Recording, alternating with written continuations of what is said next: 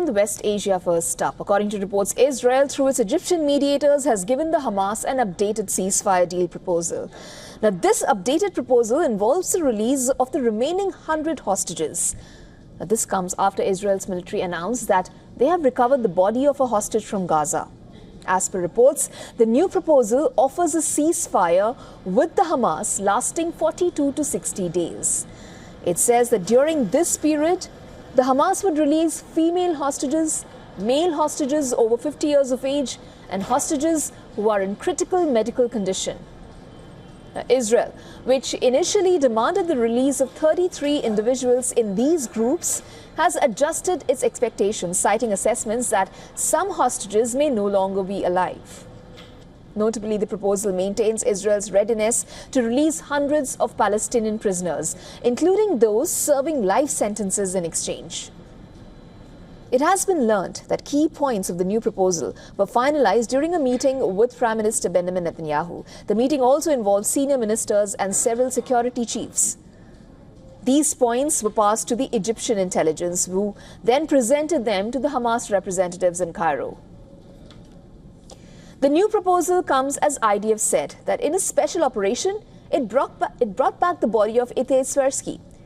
IDF said that he was taken hostage on October 7th last year and then killed in Hamas captivity. The IDF has also shared investigation findings on the deaths of 6 Gaza hostages in February.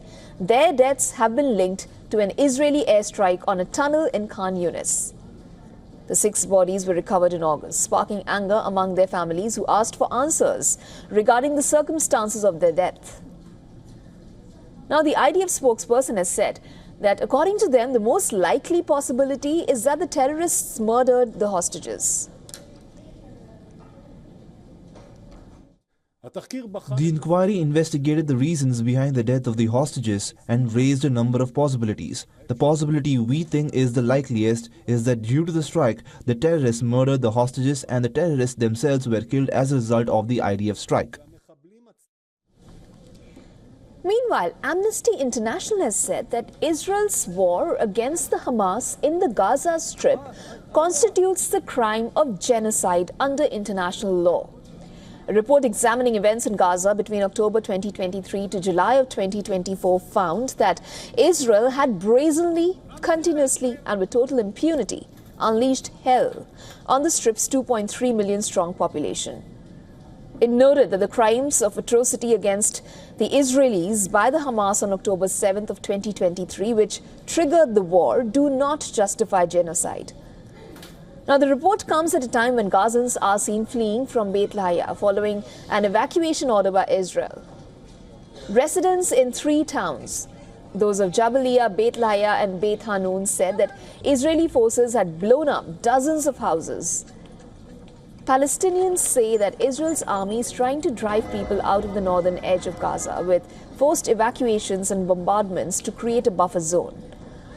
As thousands fled the north, Israeli strikes continued in southern Gaza as well. Gazan officials have said that at least 21 people were killed on a displacement camp in Khan Yunis. Dozens were left injured. Earlier strikes on central Gaza killed 8 people, including 4 children. Defense Minister Israel Katz has said that Israel has pressured Hamas to the extent that a hostage deal is now possible.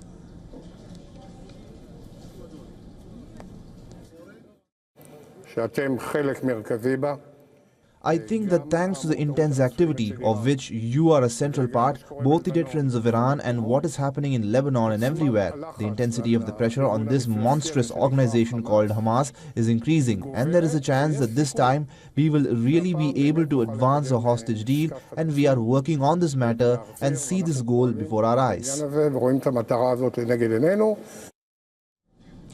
Ms. Ruthie Bloom, former advisor at the office of Israel's Prime Minister Benjamin Netanyahu, now joins us on the program from Tel Aviv. Ms. Bloom is also an author and an award-winning columnist. Thanks for joining us. Now, Ms. Bloom, according to reports, the updated deal is not significantly different from the proposal presented earlier in August. That deal hadn't materialized. What is the possibility of things coming to fruition this time? Well, It's hard to say because when you're negotiating with a terrorist organization, you never know. But I'll tell you, certain conditions have changed that perhaps make it more likely. And the main one is the imminent inauguration of President-elect Donald Trump, who this week issued a very strong statement warning the perpetrators. And basically, he didn't say Hamas, but that's whom he was addressing, that they better release the hostages or they'll have all hell to pay. So that's one thing that changed. Another thing that changed is that Israel made a temporary ceasefire deal with Hezbollah in Lebanon. And so when situations in the region change, they open up possibilities. Ms. Bloom, how should we as international media view this development? Since you mentioned US President-elect Donald Trump, I must point out here that this does come at the back of Donald Trump on Wednesday announcing that he's appointing Adam Boehler as his special envoy for hostage affairs. Boehler was part of the White House team that negotiated the Abraham Accords during Trump's first term. So what does this really mean for West Asia in the larger context? Well, I think what President Trump's intention, in any case, means is that what we need to do is get back on track to stop wars perpetrated by bad actors in the region and encourage peace treaties, as we saw with the Abraham Accords. That is definitely his intention. It's his stated intention. And that's what we all hope for, is peace, not war. That's very difficult to accomplish when Iran, the greatest state sponsor of terrorism, and its many proxies in the region, continue to perpetrate massacres, rocket launches, drone strikes. So, this is a very precarious time, especially with a renewed bout of civil war in Syria. Yet, and Hamas must be hedging its bets right now, for example, and therefore, hopefully, there's a chance to have the hostages freed, at least most of them. You did explain to us how this might work out this time around. Also, additionally, how else is this different this time? Do we expect to see a rejig of numbers when talking about the number of days of ceasefire, the number of hostages to be released, and, of course, the number of Palestinian prisoners to be released for each hostage? Or are there other factors that make this updated deal different? Well, I'll tell you, all of those little details, it's not like buying or selling an apartment. These details, where Hamas is concerned, are really beside the point.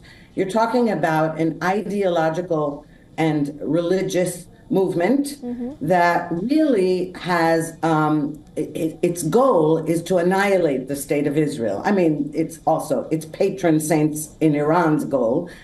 So when you're talking about these little details, okay, how many days of a ceasefire? Those are far less relevant than the ultimate goal. And so Hamas constantly rejects anything that would suggest that it's going to lose power in Gaza.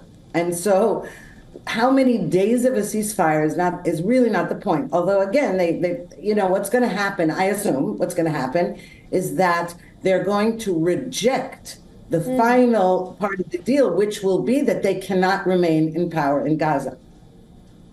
Okay. Thank you, Ms. Bloom, for joining us on the program. Thank you so much for having me. For all the latest news, download the WION app and subscribe to our YouTube channel.